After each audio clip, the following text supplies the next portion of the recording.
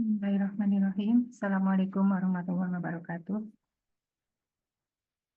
Ibu-ibu, Waalaikumsalam warahmatullahi wabarakatuh.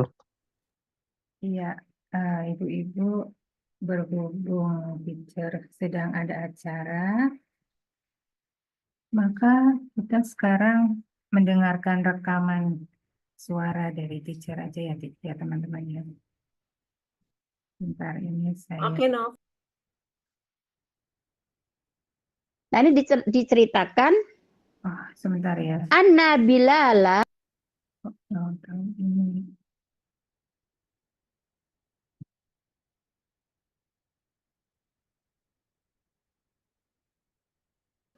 Assalamualaikum warahmatullahi wabarakatuh. Kedengeran nggak? Alhamdulillahirabbil alamin wa bihi nasta'in ala umuri dunya waddin. Dengeran. Wassalatu wassalamu ala asyrofil anbiya'i wal mursalin nabiyina Muhammadin wa ala alihi wa sahbihi ajma'in. Allahumma inna nas'aluka ilman nafi'a wa rizqan thayyiba wa amalan taqabbala. Ibu yang dirahmati Allah, pada pertemuan kali ini kita melanjutkan membaca kitab Awwalul Marah At-Tadabburul Quran yang sudah masuk pada surat Al-Baqarah dan sudah beberapa kali pertemuan kita bahas. Mungkin ini pertemuan terakhir untuk surat Al-Baqarah ya. Pekan lalu kita sudah membahas di poin ke-7 ya, poin ke-7 dari faidah dan rahasia ya dari surat Al-Baqarah. Di penguatan hati orang beriman gitu ya. Lalu poin kedua itu bahwa Islam tidak melarang sesuatu kecuali mendatangkan ganti ya. Lalu yang ketiga, surat Al-Baqarah itu adalah satu-satunya surat yang menjelaskan tentang hukum Islam secara lengkap. Lalu poin keempat adalah di situ salah sih tiganya 2 kali ya. Nah ini yang keempat berarti itu adalah sifat Al-Quran yang pertama kali disebutkan itu adalah bahwa Quran itu la raiba fih, tidak ada keraguan di dalamnya. Lalu poin kelima itu adalah sifat yang Allah lekatkan di Quran ya pada orang bertakwa itu adalah yu'minuna bil ghaib, beriman kepada ghaib. Nah, di akhir ayat itu juga ditutup dengan kata amanar rasulu bima unzila ilaihi mir rabbihi wal mu'minun. Jadi begitu pentingnya keimanan bagi orang yang bertakwa. Kemudian poin ke-6 yang di sini di kitab ini ditulis 5 ya, tapi ini poin ke-6 itu adalah Allah memuliakan manusia dengan ilmu.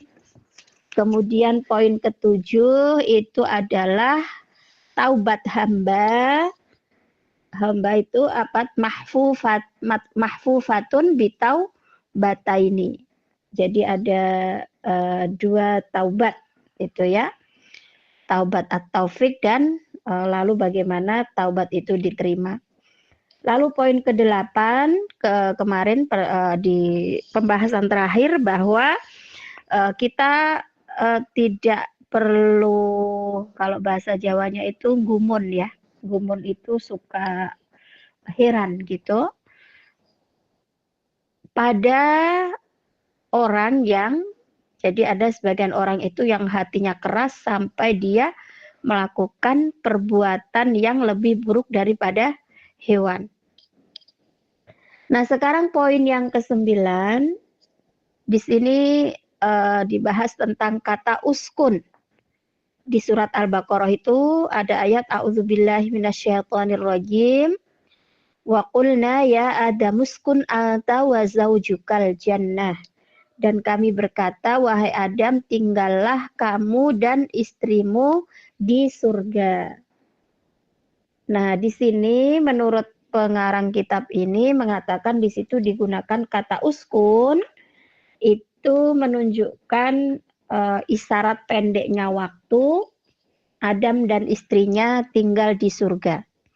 Abbaratil ayatu bilafzi uskun, jadi dinyatakan ayat itu dengan kata uskun duna ghairihi minal alfat, selain yang lain dari lafadznya itu isyaratun ila kisori waktil iqamah, menunjukkan pada pendeknya waktu al-iqamati fil jannah, tinggalnya Adam bersama istrinya di surga hinadzaka kala itu. Ya, li'anna Allah Ta'ala khalaqa Adama li khilafatil ardi awalan. Karena Nabi Adam itu sesungguhnya sudah disiapkan gitu. Allah menciptakan Adam itu sudah disiapkan untuk menjadi khalifah di bumi. Gitu. Jadi tinggalnya di surga itu memang sebentar aja. Nah, kemudian poin ke-9 ya. Poin ke-9 di ayat 101 sampai 102 surat Al-Baqarah. A'udzubillahi minasyaitonirrajim. Walamma ja'ahum rasulun min 'indillahi musaddiqun lima ma'ahum nabadha fariqum minal ladzina utul kitaba kitaballahi wara'a zuhurihim ka'annahum la ya'lamun wattaba'u ma tatlu syayatin dan seterusnya. Nah, menurut Syekh Abdurrahman As-Sa'di di situ disebutkan bahwa man taraka ibadatar rahman ibtala bi ibadatil awthan. Siapa yang meninggalkan peribadatan kepada Allah yang Maha Rahman, Allah yang Maha Pengasih, maka dia akan ditimpakan musibah dengan ibadah pada berhala-berhala. Kemudian yang kedua, man lam yunfiq malahu fi ta'atillah anfaqahu fi ta'atis syaitan. Siapa yang tidak berinfak, yang tidak menginfakkan hartanya untuk ketaatan pada Allah, maka dia akan menginfakkannya di jalan setan. Ini kayak timbal kebalikannya gitu ya, kontradiksinya. Nah, lalu yang ketiga, man taraka dzulla li rabbihi ibtala bidzulli lil abid. Barang siapa yang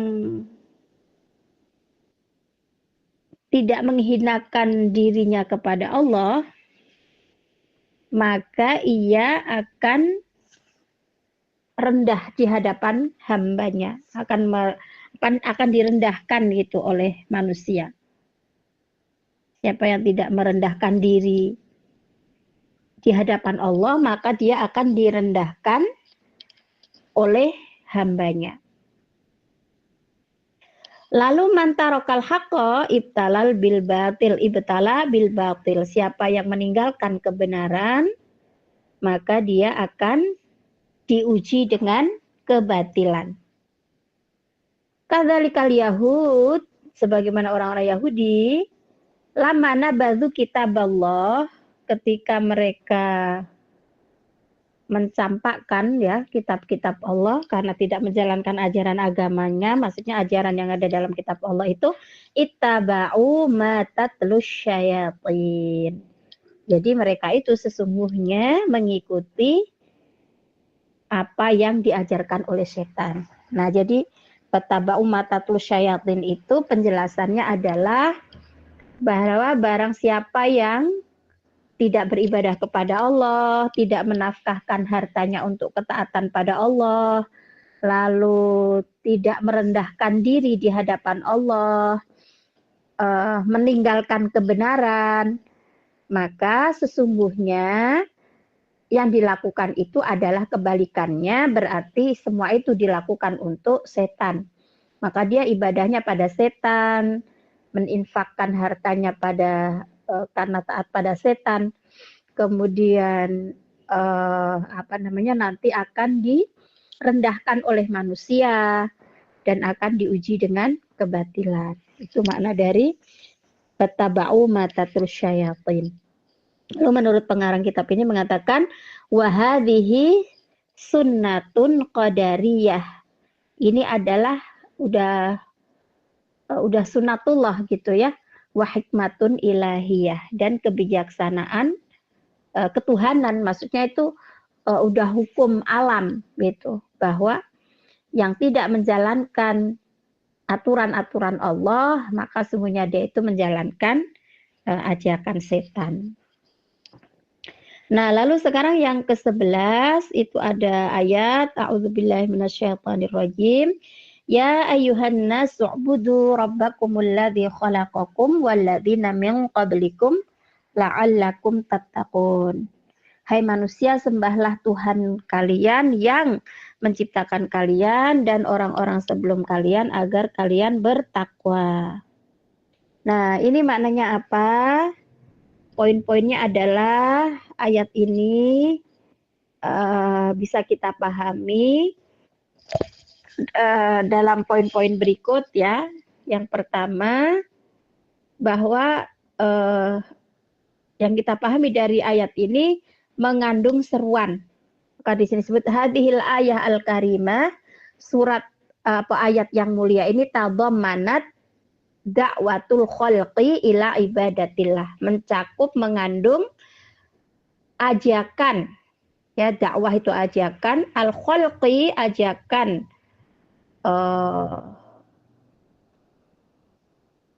makhluk ila ibadatillah, untuk menyembah Allah ya, bitariqain, dengan dua cara. Yang pertama, iqamatul barahini bi khilqatihim wa khalqis samawati wal ardi wal matar, yaitu menegakkan bukti ya, menunjukkan bukti. Barohin itu artinya bukti, bi khilqatihim, dengan penciptaan mereka, wa khalqis samawati wal ard, dan penciptaan langit, bumi, bahkan hujan. Tentu ya ayuhan nasu u'budu rabbakum alladzi khalaqakum walladzina min qablikum la'allakum tattaqun. Lalu alladzi ja'ala lakumul arda firasyaw was samaa binaa wa anzala minas samai ma'an. Nah, itu kan seterusnya itu fakhraj bihi minas samarati rizqal lakum. Nah, di ayat berikutnya itu kan dijelaskan tentang Allah menciptakan alladzi ja'ala lakumul arda firasyan, menciptakan bumi sebagai hamparan, ya kan? Wasama'a binaan, dan langit itu bangunan, ya.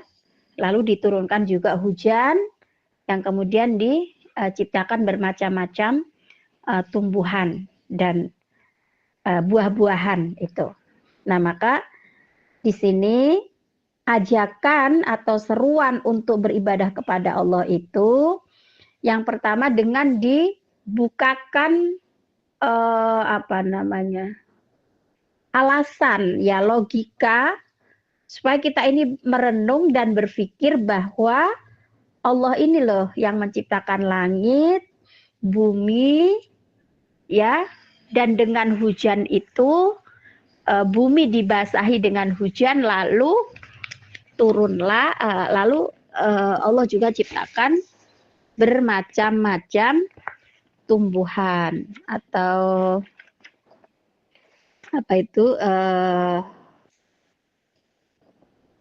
rizki ya, buah-buahan ya. Di ayat 22 itu kalau kita baca artinya alladzi ja'ala lakumul arda firasya, dia Allah yang menciptakan untuk kalian itu bumi itu sebagai hamparan, wassamaa binaa, dan langit sebagai bangunan atau atap ya. Fa'akhraja bihi, lalu Allah menurunkan dari langit itu tadi minas samarot ya, minas samarot, buah-buahan, Wa anzala minas sama'i ma'an dulu ya, menurunkan dari langit itu air, maknanya kan hujan kan. Fa akhraja bihi, lalu ditumbuhkan, dikeluarkan dari perut bumi ya, ada dari bumi minas samarot, tumbuh-tumbuhan rizqan lakum, sebagai rizki bagi kalian. Fala taj'alu lillahi, janganlah kalian menjadikan andadan ya, sekutu-sekutu lillahi bagi Allah itu, wa antum, dan kalian ta'lamun, mengetahui. Nah, kemudian yang kedua, cara untuk kita menyeru dan mengajak untuk beribadah kepada Allah itu, yang kedua adalah mulatofatun jamilatun bidzikri ma lillahi alaihim minal huquqi wa minal in'am. Jadi mulatofah ya, memperhatikan gitu ya, atau penjelasan akan kewajiban mengingat ya, zikir malillahi, apa yang ada yang dimiliki Allah, alaihim, bagi mereka, min huquqi wa min in'am. Jadi setelah mendapatkan kenikmatan, maka Allah pertama kali menyebutkan penciptaan mereka dan juga kakek-kakek mereka. Nah itu fadzakara awalan rububiyatahu lahum wali abaihim. Ya, pertama yang Allah sebutkan itu adalah rububiyah, pemeliharaan lahum, pada mereka, Allah pada mereka, wali abaihim, dan pada nenek moyang mereka atau bapak-bapak mereka. Li'annal khaliqa yastahiqqu an yu'bada. Ya, karena Allah sang pencipta, al-khaliq itu, yastahiqqu an yu'bada, jadi berhak untuk disembah. Ya.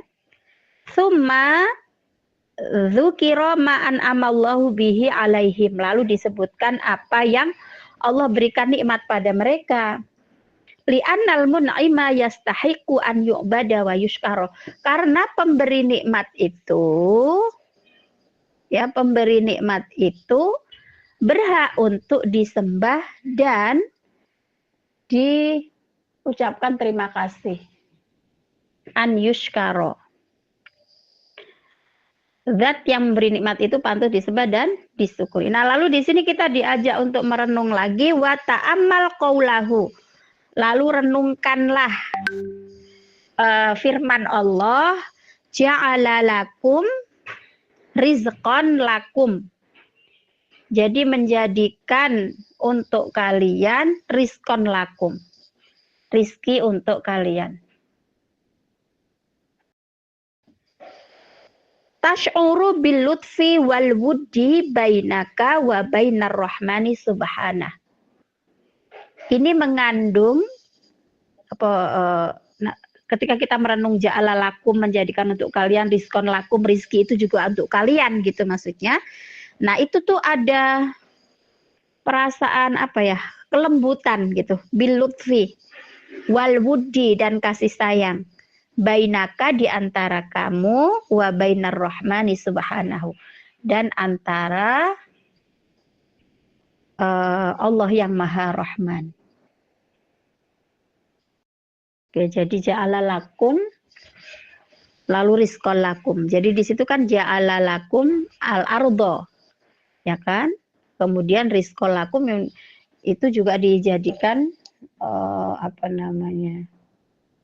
rizki untuk kalian.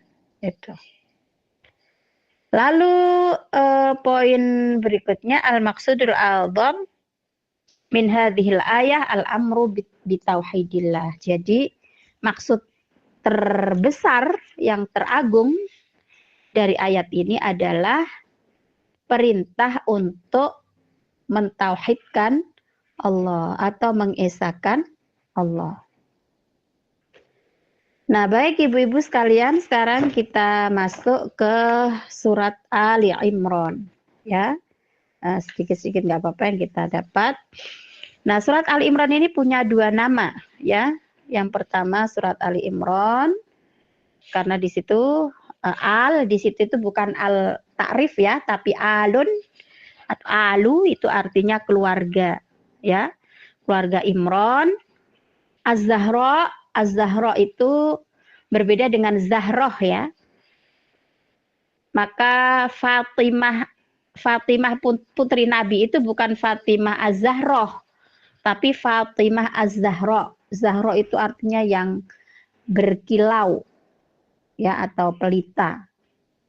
Maka di sini disebutkan surat Al-Imran ini punya dua nama sedikitnya ya.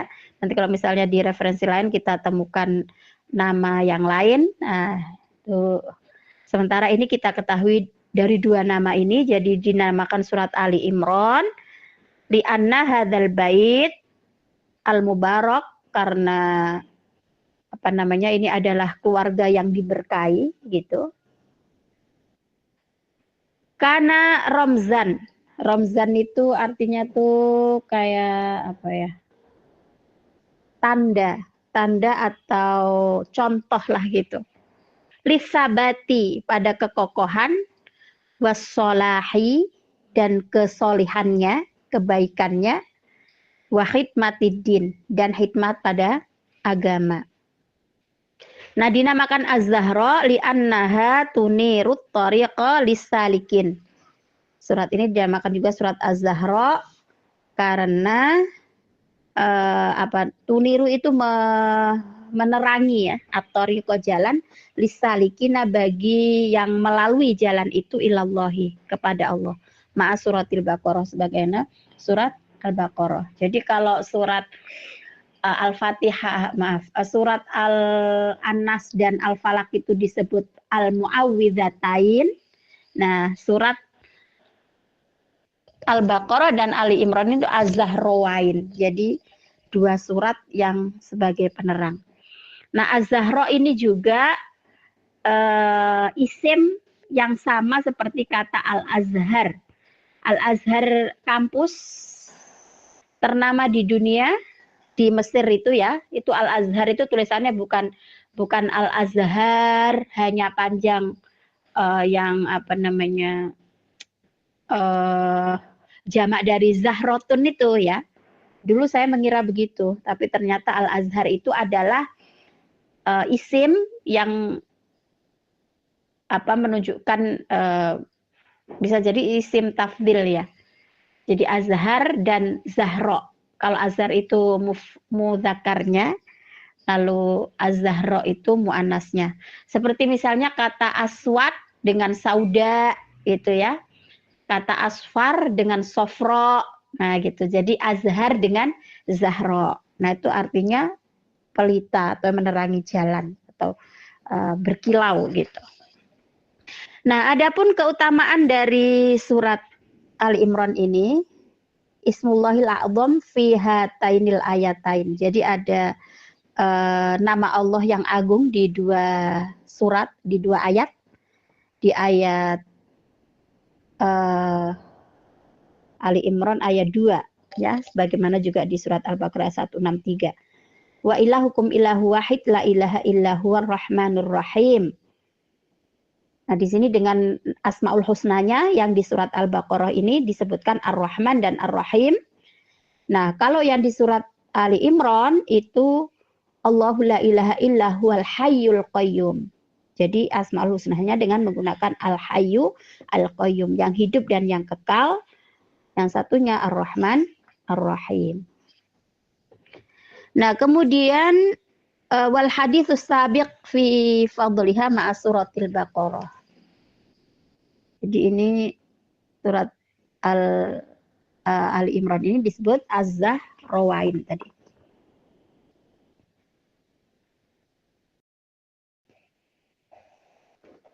Wa mimma ja'a fi fadli akhor asyar ayat fi surah. Jadi keutamaan 10 ayat terakhir dari surat Al-Baqarah. Dari surat Ali Imran, ya. Nah, ini diceritakan anna Bilala, bahwa Bilal bin Rabah Rasulullah, datang kepada Rasulullah,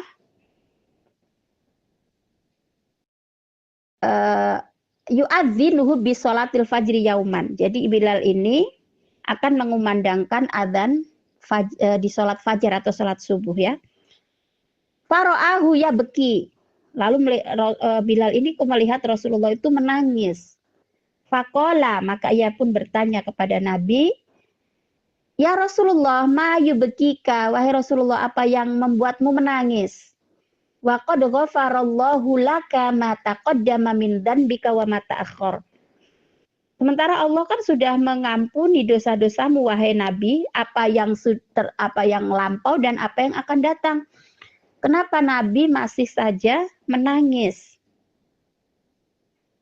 Nah, kemudian Rasulullah bersabda, ya Bilal, wa ma yumni'uni an abki. Jadi apa yang menghalangiku untuk ku menangis? Faqad anzalallahu alayya fi hadhil lailah. Sementara Allah menurunkan padaku fi hadhil lailah, di malam ini, ada ayat yang berbunyi inna fi khalqis samawati wal ardi wa ikhtilafil laili wan nahari laayatil liulil albab. Nah, ini di surat Ali Imran ayat-ayat akhir, ya, sebelum masuk di surat An-Nisa. Kalau kita lihat ya itu ada di juz 4, ya. Kira-kira 4 atau 5 halaman sebelum juz 5 itu. Nah, itu di akhir-akhir surat Ali Imran sebelum masuk ke surat Al-Baqarah. Di situ ada ayat yang berbunyi, sesungguhnya di dalam penciptaan langit dan bumi dan waqtilafil lail, dan bergantinya siang dan malam dan siang, la ayatil ulil albab, terdapat tanda bagi hamba atau bagi orang yang berakal. Nah, di situ disebutkan alladzina yadhkurunallaha qiyaman wa qu'uda, yaitu orang-orang yang mengingat Allah dalam keadaan bangun maupun duduk, ya, wa ala junubihim, bangun, duduk, baring, gitu kan. Wa yatafakkaruna fi khalqis samawati, ya. Jadi selalu memikirkan tentang penciptaan langit dan bumi. Lalu mengatakan Rabbana ma khalaqta hadza batila, wahai Tuhan kami, tidaklah Engkau ciptakan ini sia-sia. Nah, ketika turun ayat itu, lalu Nabi itu menangis. Faqara'aha hatta akhir surah. Jadi Rasul lalu membaca ini sampai akhir surat. Tsumma qala wailun liman qara'aha wa lam yatafakkar fiha. Rasulullah bersabda, celakalah bagi orang yang membaca surat ini tetapi tidak berpikir tentangnya. Nah, gitu. Lalu falyahdhar kulla muslim, maka hendaklah waspada atau hati-hati bagi setiap muslim, ya, ini nasihat dari pengarang buku ini, an yamurra ala hadhil ayati, ketika membaca surat ini berhati-hatilah duna an yatadabbaroha, kalau sampai melewati ayat ini, membaca ayat ini dan tidak merenungkannya, tidak mentadaburinya, gitu. Wa yatafakkara fiha wal yarji fi dzalika ila aqwalil ulama wal mufassirin. Hendaklah ketika kita membaca ayat ini, mari kita renungkan, karena ayat ini mengajak kita untuk berpikir, merenung, gitu, bahwa dalam penciptaan langit dan bumi, pergantian siang dan malam itu terdapat tanda bagi orang yang mau berpikir. Maka menurut pengarang kitab ini, ketika kita sudah sampai di ayat ini, coba renungkan dan pikirkan sembari kita merujuk pada kitab-kitab, ya, atau literatur referensi pendapat dari para ulama dalam menafsirkan ayat ini, gitu. Nah, ibu-ibu sekalian, Mungkin sampai sini dulu materi ini. Semoga manfaat apa yang kita kaji. Mohon maaf jika ada kekhilafan. Mari kita tutup dengan Al-Asr dan kafaratul majlis. Bismillahirrahmanirrahim. Wal asr innal insana lafi khusrin illal ladzina amanu wa amilus solihati wa tawassaw bil haqqi wa tawassaw bis sabr. Subhanakallahumma bihamdik asyhadu an la ilaha illa anta astaghfiruka wa atubu ilaik. Walhamdulillahi rabbil alamin. Assalamualaikum warahmatullahi wabarakatuh.